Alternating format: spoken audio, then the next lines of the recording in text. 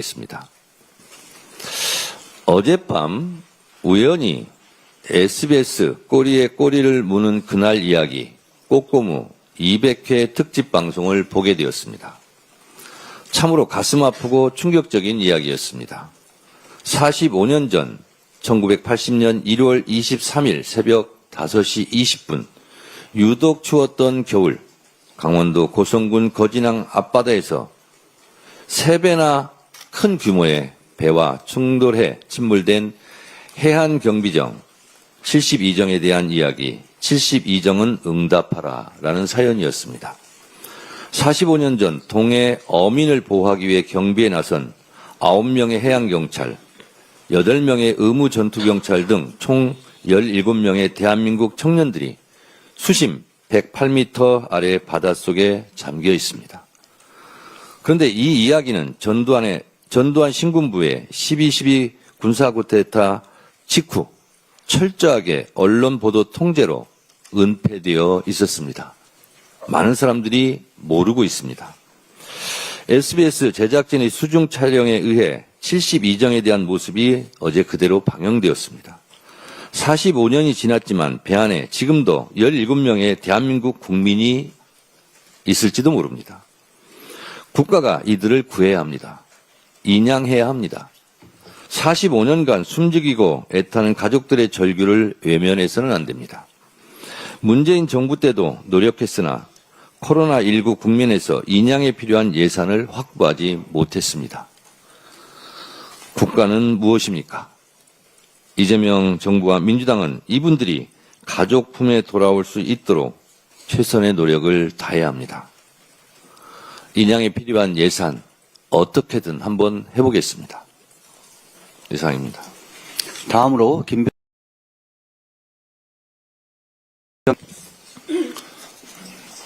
적극 재정과 규제 개선으로 지역 경제의 활력을 구인철 재정 집행 방침은 이를 위한 중요한 출발점입니다.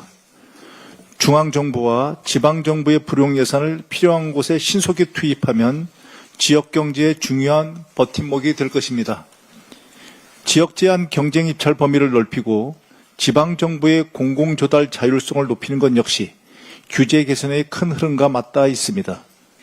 주요 공공기관 투자도 69조 원 규모로 확대한다면 정부 정책의 파급력은 훨씬 커질 것입니다. 민주당은 지역경제 회복과 규제 개선 중 어느 하나도 소홀히 하지 않겠습니다. 예산과 결산의 심사 과정에서 정부가 재정을 얼마나 적극적으로 집행했는지 꼼꼼히 확인하겠습니다. 올해 재정은 제때 쓰고 불필요한 규제는 과감하게 없애겠습니다. 민간과 지역경제의 활력이 되살아날 때까지 정부와 공공부문의 역할을 지속적으로 강화하겠습니다. 이런 사람이 한때 나라의 대통령이었다는 사실이 참담합니다. 지난 19일 한덕수의 재판에 증인으로 출석한 내란숙의 윤석열의 발언은 충격적이었습니다. G20, 에이펙을 두고 조금 사는 나라, 좌파 정상들, 원래 멤버도 아닌데 같은 말을 아무렇지도 않게 내뱉었습니다. 국제회의가 어떻게 열리는지도 모르고 회원국가, 초청국 구분도 못한 채 다른 나라를 비하하는 데만 몰두했습니다. 바이든 날려면의 외교 대참사가 다시 떠오릅니다. 기본적인 말 한마디도 관리 못하던 사람이 이제 와서 다른 나라의 정상들을 흘겨보며 폄훼하는 모습은 참으로 부끄럽습니다. 어떤 마음가짐과 사고방식으로 정상외교에 임했을지 상상이 갑니다. 한미 관세 협상 같은 중대한 사안을 맡겼다면 나라가 결단 났을 것입니다. 민주당과 이재명 정부는 다릅니다. 이재명 대통령님의 순방 성과가 보여주듯 국익을 챙기고 국격을 세우는 그런 외교로 대한민국의 미래를 든든하게 지킬 것입니다. 윤석열 씨에게 한마디 더 하겠습니다. 당신이 좋아한다는 전두환도 자기 살겠다고 부하에게 책임을 전가하며 당신처럼 비루하게 굴지 않았습니다. 국익을 조금이라도, 그리고 국격을 조금이라도 생각한다면 그 입 다물고 핑계대지 말고 스스로 감옥으로 들어가 남은 생을 참여하며 살기 바랍니다. 이상입니다. 다음으로 이재명 대통령의 실용 외교 발걸음은 멈추지 않습니다. 이집트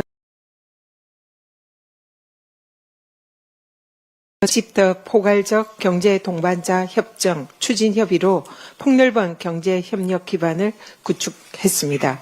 방산과 교육, 문화 협력 분야로 다 분야로 협력을 추진하기로 했습니다. 대륙의 가교라는 지정학적인 운명 속에서 찬란한 문명을 꽃피워낸 공동의 역사적 경험이 상호 협력을 강화하는 밑거름이 되었다라는 이재명 대통령님 말씀에 공감합니다. 상대국 문화에 대한 이해와 존중이 대한민국 외교의 품격을 더하고 있습니다. 민주당은 남아공 G20와 튀르키예 방문 일정도 순항리에 마칠 수 있도록 끝까지 뒷받침하겠습니다. 신안 여객성 자초 사고 승객 전원 구조는 발빠르게 대응한 정부와 구조대원들이 함께 이뤄낸 팀워크의 결과입니다. 정말 수고 많으셨습니다. 노심초사하며 구조 소식을 기다렸을 가족분들에게 위로의 말씀을 전합니다.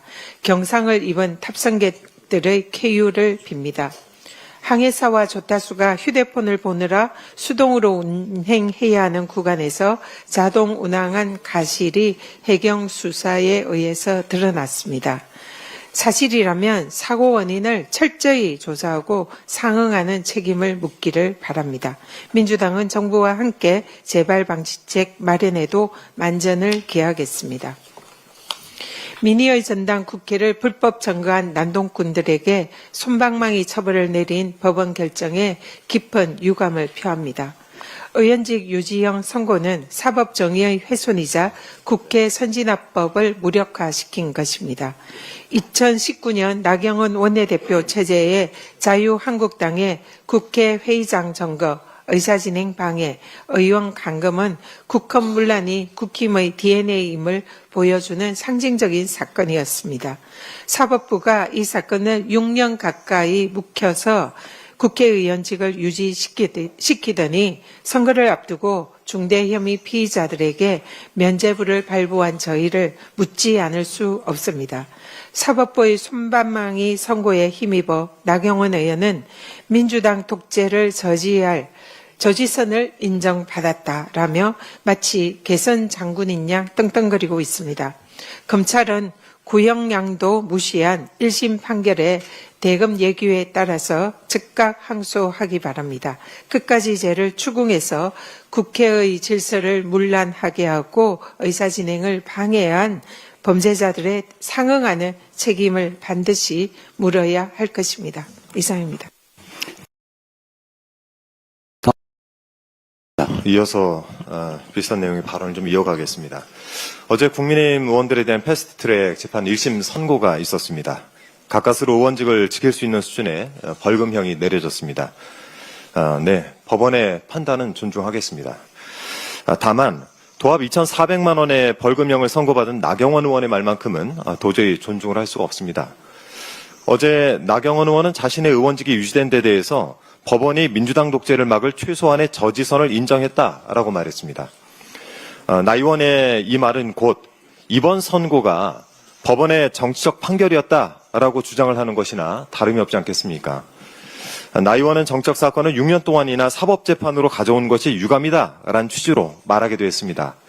그래서 이재명 대통령의 공직선거법 위반 사건은 단 9일 만에 대법원 전원합의체에서 파기환송 결정을 내렸던 것입니까? 나경원 의원도 빠르게 유죄를 확정지을 수 있도록 남은 재판들도 신속히 진행되어야 한다는 것, 이것이 국민의 판단일 것입니다. 그런데 이 나 의원은 항소 계획에 대해서는 조금 더 검토해보겠다라고 발을 뺐습니다. 어차피 이 의원직은 지켜냈으니까 항소에 실익이 없다라고 판단하는 것이겠죠. 나 의원 본인이 어제 선고 후에 무죄가 나오지 않아 아쉽다라고 한 것으로 알고 있는데요.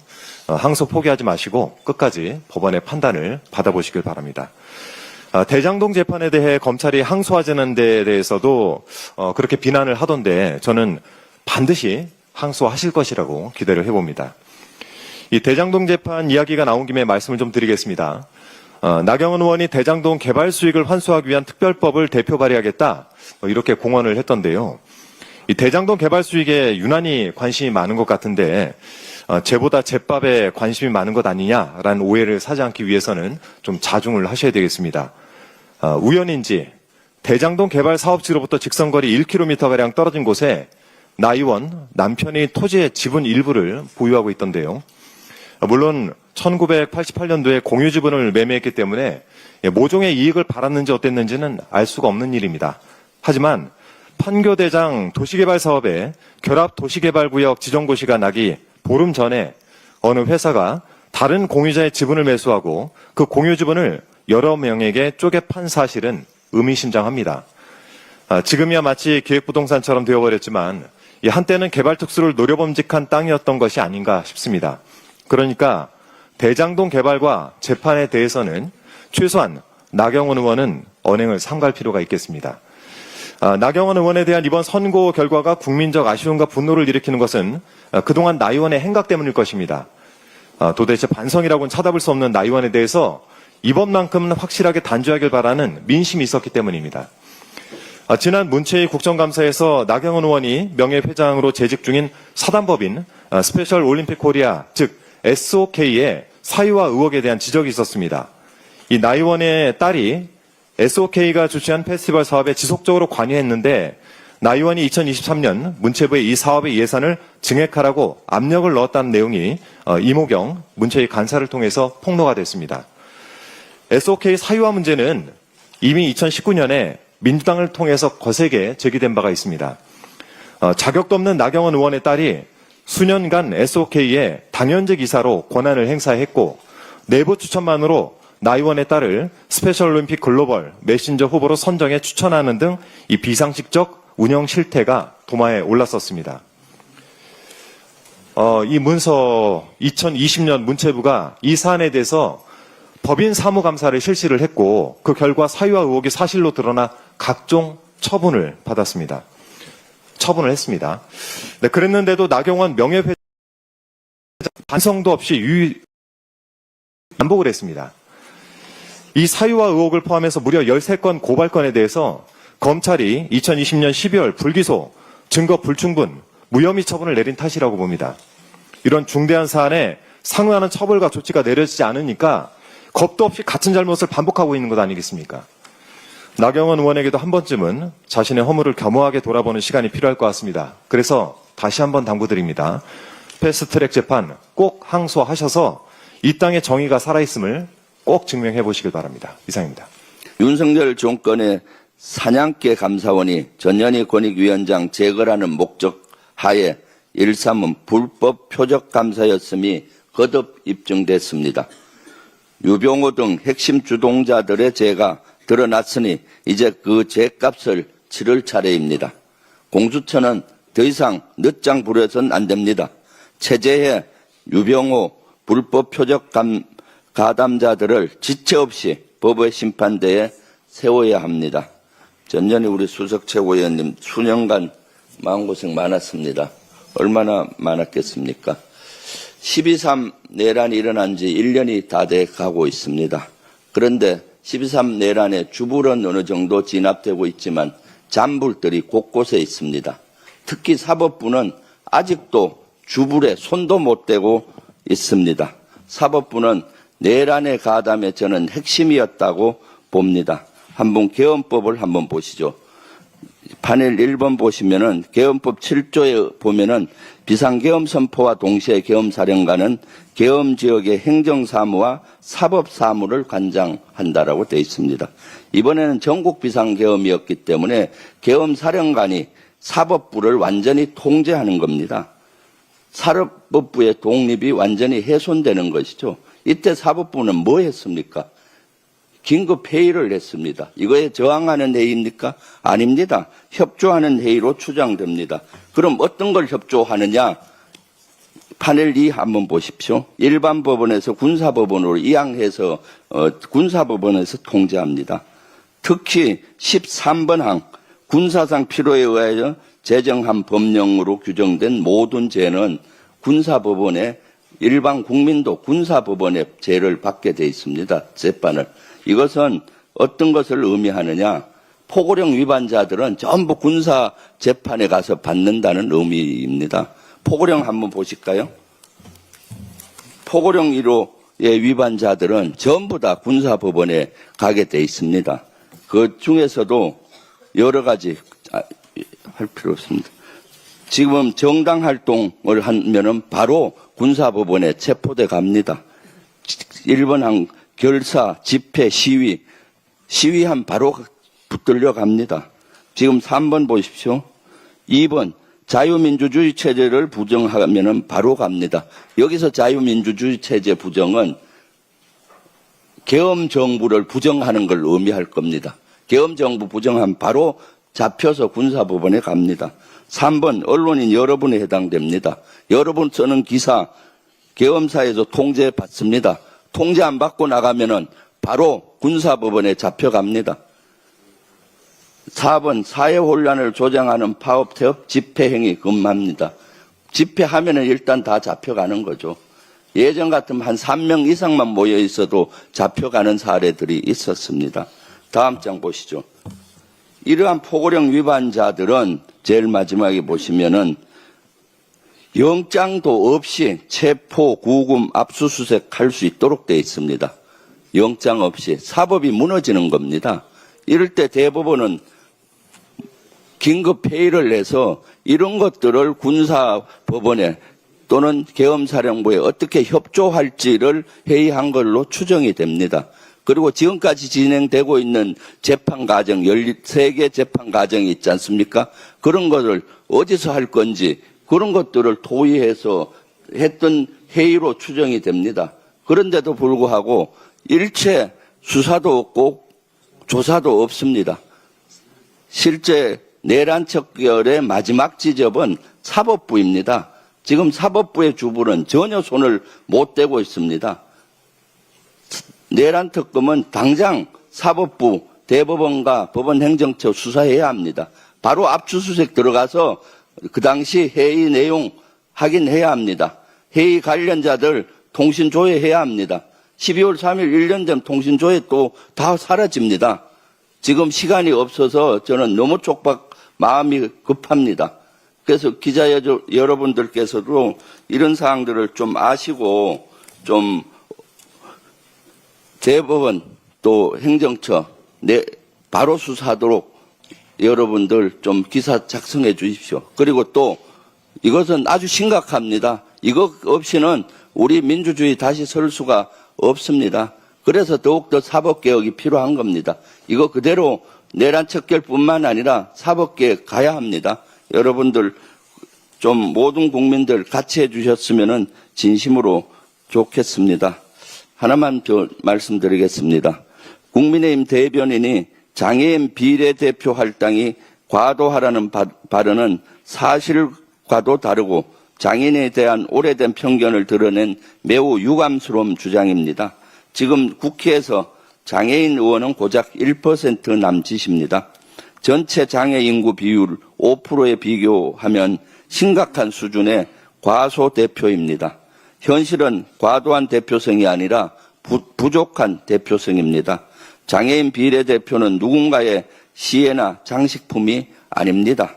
우리 사회 구성원의 실제 목소리를 국회에 반영하기 위한 최소한의 장치입니다. 장애물은 보호의 대상이 아니라 정치의 주체입니다. 법과 제도의 사각지대를 가장 잘 아는 당사자분들입니다.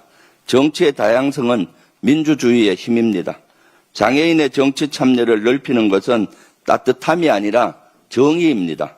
우리 사회가 더 성숙해지는 길입니다. 민주당은 장애인 대표성 확대를 위한 제도 논의에 적극 나서도록 하겠습니다. 이상입니다. 다음으로 이현주 최고위원의 발언이 있겠습니다.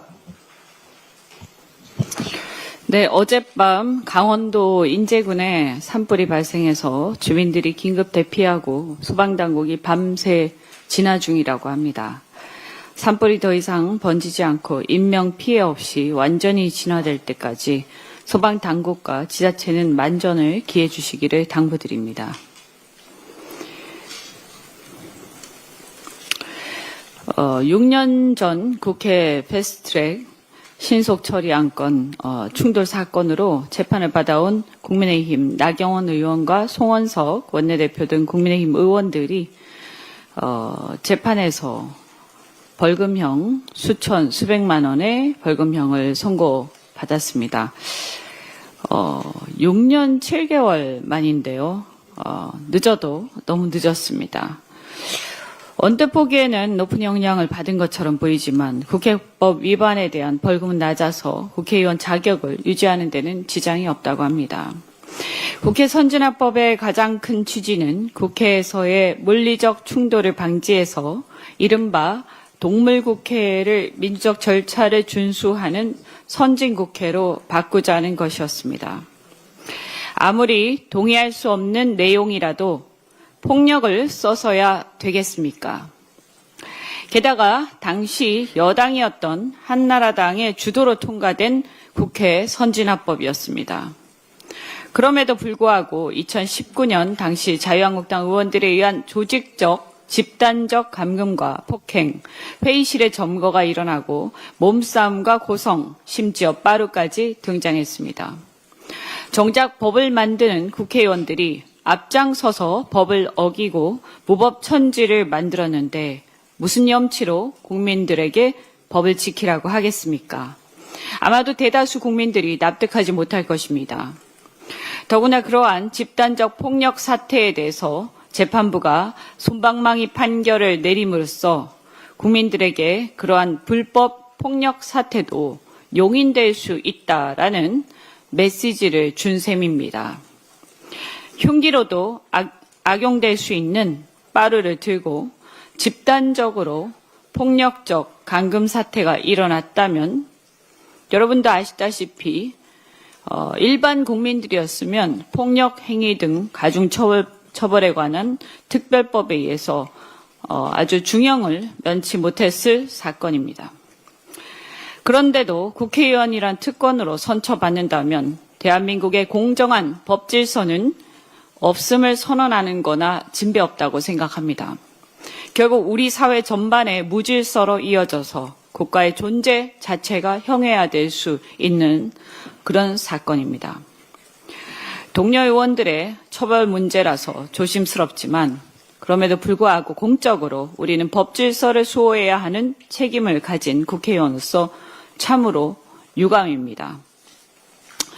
이런 상황인데도 나경원 의원은 기자들 앞에서 무죄 선고가 아니어서 아쉽다라고 했다고 하니 참으로 적반하장이 아닐 수가 없습니다. 한편 이 사건과 관련해서는 나경원 의원의 공소 취소 청탁 의혹도 있는데 관련 수사는 아직 이렇다 할 진척이 없습니다. 특히 이 사건은 한동훈 전 장관이 작년 국민의힘 당대표 경선에서 직접 폭로한 건인 만큼 법질서 수호와 사필 규정을 위해서라도 해당 사건을 명명백백히 밝히는데 적극 협조하기를 촉구합니다. 20여 년간 끌어온 론스타와의 분쟁이 마침내 배상금 영원 우리 정부의 완승으로 마무리되었습니다. 내란 이후 국가 시스템이 흔들린 어려운 상황에서도 국제법무국을 중심으로 재판부를 설득해낸 정성호 법무부 장관과 직원들의 노고에 깊은 감사와 경의를 표합니다. 이번 승소는 초국가적 투기자본의 요구를 기각시킨 값진 성과로 ISDS에서의 국가 재정과 금융 주권을 지키는 데 이정표가 될 사례라고 생각합니다. 그런데 이 사건을 두고 한동훈 전 장관이 언론을 통해서 마치 혼자 승소를 이끌어낸 것처럼 주장하면서 현 정부의 공적을 폄훼하는 행태를 보이고 있어서 한마디 하겠습니다. 이번 승소는 특정 개인의 성과가 아니라 대한민국 정부 전체와 공직자, 전문가들이 오랜 기간 쌓아온 전문성이 만든 결과입니다. 이런 론스타 사건 같은 초대형 분쟁 소송은 뒤로 갈수록 더 중요해지는 구조입니다. 자료 제출 중심의 초기 단계보다 심증, 형성, 논리 정교와 중재판정부 관리가 이루어지는 후반부가 승패의 핵심이기 때문입니다. 한동훈 전 장관이 소송 제기 당시 결정을 내린 장본인으로서 일정 부분 기여한 것은 사실이고 매우 감사하게 생각합니다. 하지만 장관직 사퇴로 인해서 이후 핵심 과정에는 참여하지 않았습니다. 그리고 그 이후에는 다른 사람들이 또 진행을 했고 또 내란을 거치고 이재명 정부가 들어서서 마무리를 한 것입니다. 결과가 좋으면 국민 모두가 기뻐하면서 대한민국 정부 전체가 함께 국민들과 기뻐하는 것이 당연한데 이것을 누가 더 공로가 크냐 하는 걸 다투면서 국익을 진영으로 나누어서 공을 다투는 이런 일은 매우 유치한 일이라고 생각합니다. 앞으로도 이러한 초국가적 투기 자본에 대응해서 국가재정을 지키기 위해서는 정부와 여당뿐만 아니라 야당과 기업, 국민 모두의 초당적 협력이 필요합니다. 우리 민주당은 앞으로도 우리 정부가 국제분쟁 대응 역량을 더욱 체계적으로 강화할 수 있도록 앞장서서 힘을 모을 것이며 야당인 국민의힘도 국익 앞에서는 당리당략을 내려놓고 초당적 협력과 지지를 보내주시기를 간곡히 당부합니다. 이상입니다. 다음으로 황명선 최고위원의 발언이 있겠습니다. 네, 이재명 대통령이 UAE와 이집트 순방을 마치고 G20 일정에 돌입했습니다. UAE 순방에서는 총 150조 원 규모의 협력을 담은 7건의 MOU를 체결하고 국방방산 스타게이트 참여, KCT 조성, AI 에너지 인프라 협력 등 진짜 실용 외교 성과를 이끌어냈습니다. UAE와는 100년 동행 공동선언을 통해 특별 전략적 동반자로서의 기반을 한층 더 공고히 했고 이집트와의 관계 역시 새로운 단계로 격상을 시켰습니다. 이번 순방은 기존의 미중일 중심 외교에 더해 중동과 아프리카로 우리의 외교 지평을 과감히 확장한 중대한 결단입니다. 글로벌 사우스의 핵심 국가들을 경제 영토 확장, 공급망 재편, 에너지 다변화 전략 속에 새롭게 묶어내면서 우리 미래 산업과 국가 전략을 장기적 관점에서 다시 설계하는 토대를 마련했습니다. 이재명 정부의 이러한 외교적 성과가 경제 성장과 같은 실질적 변화로 이어지기 위해서는 국회의 신속한 후속 입법이 필수적입니다. 국회가 발빠르게 제도적 장치로 뒷받침해야 외교적 성과가 국민의 이득으로 돌아오고 산업 현장의 결실로 이어질 수 있습니다. 민주당은 대미투자특별법, K스틸법, 석유화학 산업지원특별법 등의 법안을 신속하게 처리해서 정부의 외교적 성과가 국민의 삶의 변화로 이어질 수 있도록 속도를 내겠습니다. 어제 선고된 나경원 의원 등에 대한 1심 판결은 명백한 특별대우 그리고 사법부의 구조적 불공정을 다시 확인한 사건이었습니다.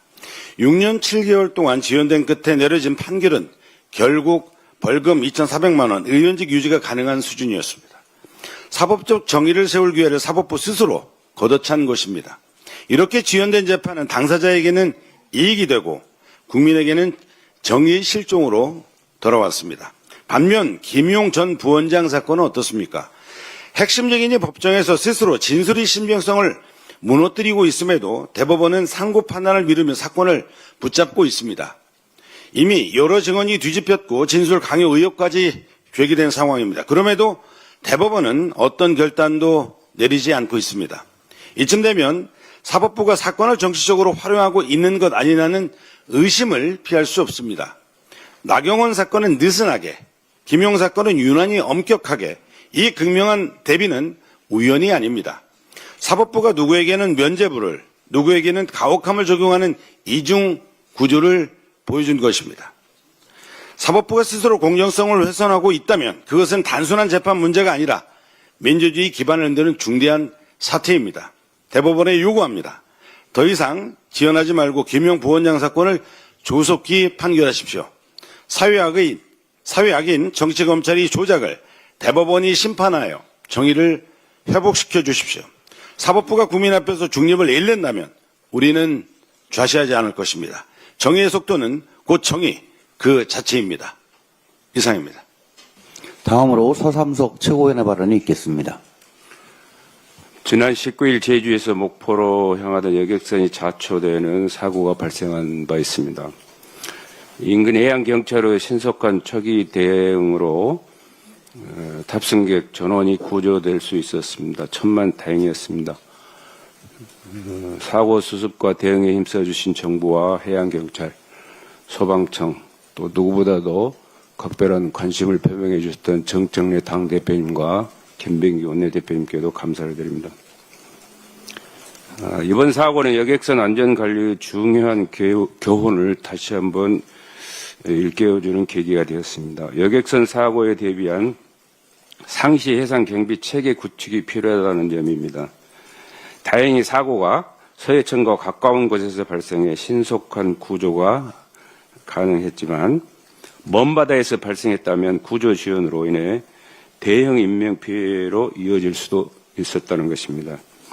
이미 지난 해경 국정감사에서도 먼바다 사고 시 헬기의 항속거리 부족으로 중간 구비를 하며 골든타임을 놓칠 수 있다라는 그런 가능성을 지적한 바 있습니다. 여객선 사업자는 해운법에 따라 항로 출발, 도착 시간 등이 포함된 사업계획서를 정부에 제출해야 면허를 받을 수 있게 되어 있습니다. 이것은 정부가 해당 항로 운항 시간과 경로를 명확히 인지하고 있다는 그런 뜻입니다. 또한 수상구조법은 해경이 조난사고로부터 국민의 생명과 재산을 보호하기에 기본 계획을 수립하고 시행할 의무를 명확히 규정하고 있습니다. 해경은 구조시간 단축을 위한 투자와 노력이 필요하며 실효성을 높이기에 여객선 탑승객 수와 운항 밀집도를 고려한 해상 경비 계획 수립을 전면 재검토할 것을 요구합니다. 다시 말해서 예정된 대형 여객선 항로에 따른 해경과 함정의 근무 환경 조성이 필요하다는 것입니다. 또한 이번 사례는 항로의 안전을 국가가 직접 책임지는 여객선 공영제 도입 필요성도 강하게 시사하고 있습니다. 정부는 국민의 생명권 보호를 최우선으로 삼아 기민한 대응으로 이용객이 안심할 수 있도록 기구, 인력, 예산을 포함한 해경의 경비 체계를 거듭 다시 한번 재정비를 요구하고 여객선 공영제 도입도 조속히 도입할 것을 촉구합니다. 이상입니다. 끝으로 박지원 최고위원의 발언이 있겠습니다. 국민의힘이 한미 관세 협상에 국회 비준을 요구하면서 국익 발목 잡기를 계속 중입니다. 협상 조건이 불리했던 9월에는 왜 빨리 협상안에 서명하지 않느냐고 정부를 몰아세우더니 막상 더 나은 조건으로 협상을 타결해오니 이제는 특별법이 아니라 국회 비준이 필요하다면서 시간을 끌고 있습니다. 특별법과 국회 비준 중에 우리가 취해야 할 전략은 국익 관점에서 보면 명확합니다. 자동차 관세는 하루라도 빨리 내려야 하고 무역전쟁 상황이 어떻게 될지 모르니 우리가 유연하게 대응할 여지는 남겨놔야 합니다. 이런 환경에서 특별법은 안 되고 국회 비준을 하자는 것은 경제적으로나 외교적으로나 자해행위입니다. 우리 완성차 수출 절반이 대미 수출입니다. 한 달에 10만 대 이상 미국에 수출되는데 한 대당 4천만 원씩 잡고 10% 관세만 인하돼도 매달 4천억 원이 이득입니다. 관세 인하가 늦어질수록 매월 4천억 원 이상의 손실이 기업에 누적되는 구조입니다. 이미 유럽과 일본은 15%의 관세율을 적용받는데 미국 시장에서 가성비로 승부하며 점유율을 높여오던 우리 기업들이 불리한 조건에서 견디고 있습니다. 이달에 특별법이 발의되면 11월 1일부터 소급해서 15%가 적용되니 서둘러야 합니다. 반면 국회 비준은 시간이 오래 걸립니다. 예전 한미 FTA나 한 EU FTA 사례를 보면 서명부터 비준까지 5년씩이나 걸렸습니다. 그러니 특별법은 안 된다면서 국회 비준을 받으라는 것은 경제적으로 자살골입니다. 그리고 지난 8월 29일에 미 연방항소법원이 트럼프의 관세 부과가 대통령 권한 밖이라고 판결을 했습니다. 몇 달 안에 미 연방 대법원에서 어떤 판결이 나올지 모릅니다. 트럼프의 정책과 무역전쟁 양상이 어떻게 진행될지 알 수 없는 상황에서 우리가 먼저 스스로 국회 비준으로 손발을 묶을 이유가 없습니다. 미국은 행정명령만으로 쉽게 바꿀 수 있는 사항에 대해서 우리가 먼저 최고 수준의 규범력과 구속력을 갖는 국회 비준을 요구하는 것은 그래서 외교적으로도 자살골입니다. 아마도 국민의힘은 국회 비준 절차 단계마다 정부를 공격할 빌미만 찾고 있을 것입니다. 얼마 전 대통령이 아랍에미리트 순방을 통해서 우리 기업에 활로를 열었음에도 장동혁 대표는 1호기 타고 해외 먹튀라는 막말로 외교 성과까지 정쟁에 악용하지 않았습니까? 더 이상 청개구리처럼 국익과 반대로 가는 정쟁을 멈추고 대미투자 특별법을 비롯해서 K스틸법, 석화지원 특별법 등 국익수호 법안에 초당적으로 협력하시기 바랍니다. 이상입니다. 이상 발언은 모두 마치고 당대표께서 회의를 폐회하시겠습니다. 네.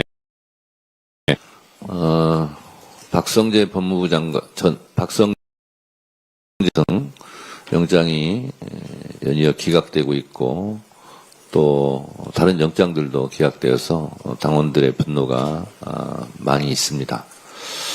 그래서 내란 전담 재판부를 구성해야 되지 않느냐 하는 논의가 다시 또 수면 위로 올라오고 당원들의 요구가 많은 것도 잘 알고 있습니다. 근데 지금은 대통령께서 국익 추구를 위해서 해외 순방 중에 계십니다. 그래서 대통령의 순방 외교가 빛이 바래지지 않도록 당에서는 당정대 간 지금 조율하고 있다 이런 말씀 드리고 이런 문제일수록 당정대가 긴밀하게 조율하는 것이 필요하다라는 말씀을 드리면서 우리 원내대표하고도 이런 문제는 긴밀하게 논의를 지금 하고 있으니 그렇게 좀 당원 동지들께서는 좀 알아주시기 바라고 가부간 머지않은 기간에 입장을 표명할 날이 있을 거다라는 말씀을 드립니다.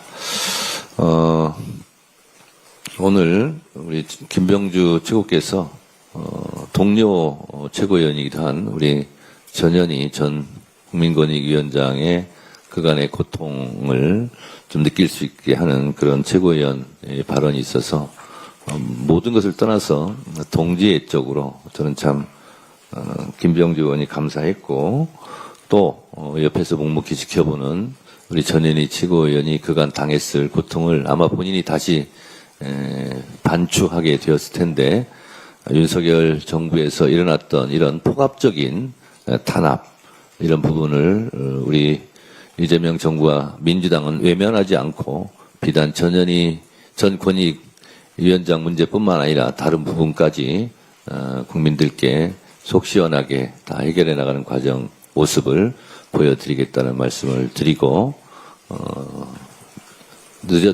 늦었고 한참 지난 일이지만 우리 전현희 전 권익위원장께 위로의 말씀을 전하면서 최고위원회를 정의하겠습니다. 정의해야죠.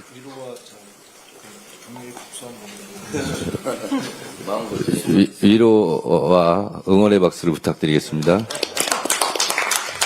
최고위원회를 정의하겠습니다. 이재명 대통령께서 G20을 계기로 아프리카와 중동의 4개국을 방문하고 있습니다. 이재명 대통령께서 아랍에미리트와 이집트 두 나라와의 정상회담을 성공적으로 마쳤습니다. 외교 무대에 있을 때마다 정말 준비가 잘 되어 있다는 것을 실감합니다. 아랍에미리트는 우리와 특별 전략적 동반자 관계입니다.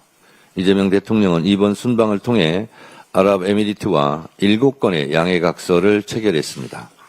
AI, 첨단기술, 과학, 우주, 통상, 지식재산, 의학, 원자력 등 다양한 분야에서 상호 협력을 다짐하며 새로운 100년 동행을 위한 전방위적 협력을 약속했습니다.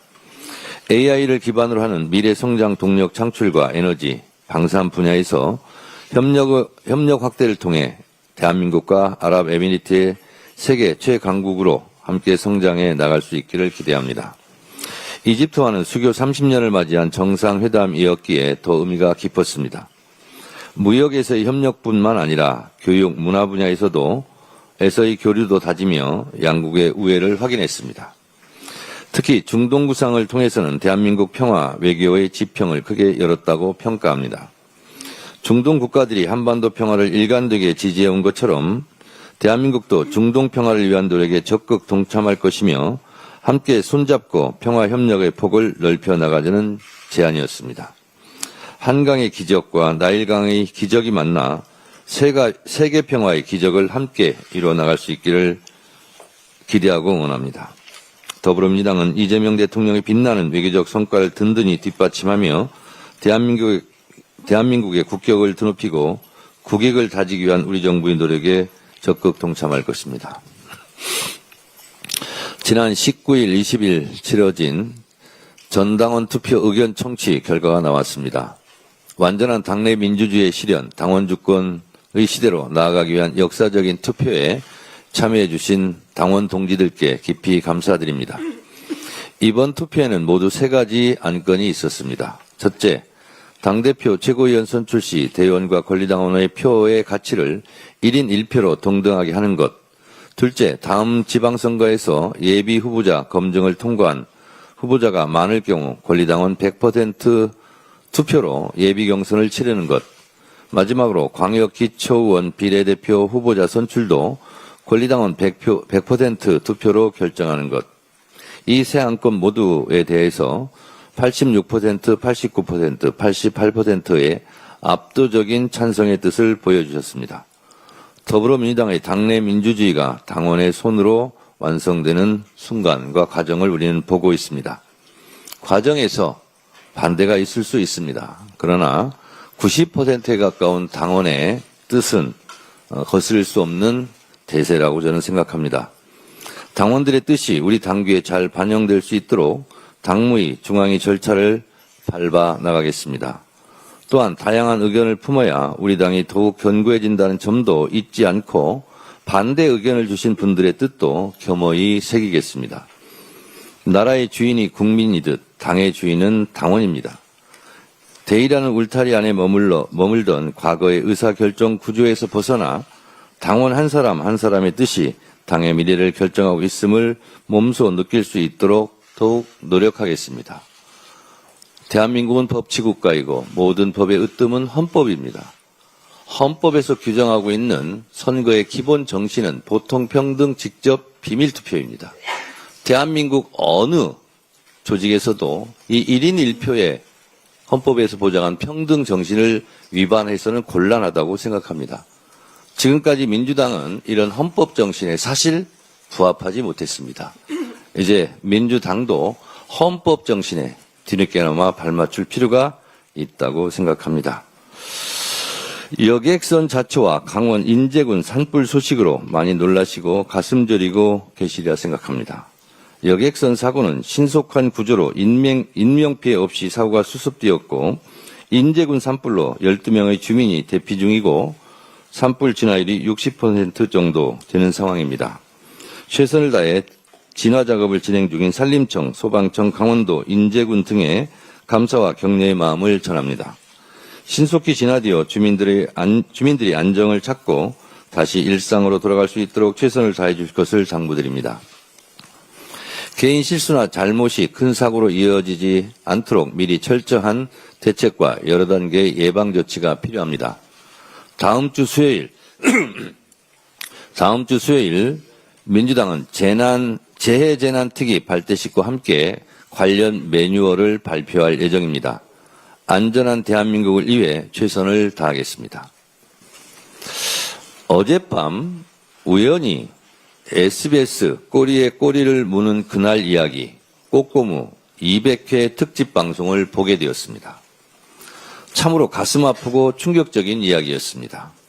45년 전 1980년 1월 23일 새벽 5시 20분 유독 추웠던 겨울 강원도 고성군 거진항 앞바다에서 3배나 큰 규모의 배와 충돌해 침몰된 해안 경비정 72정에 대한 이야기, 72정은 응답하라 라는 사연이었습니다.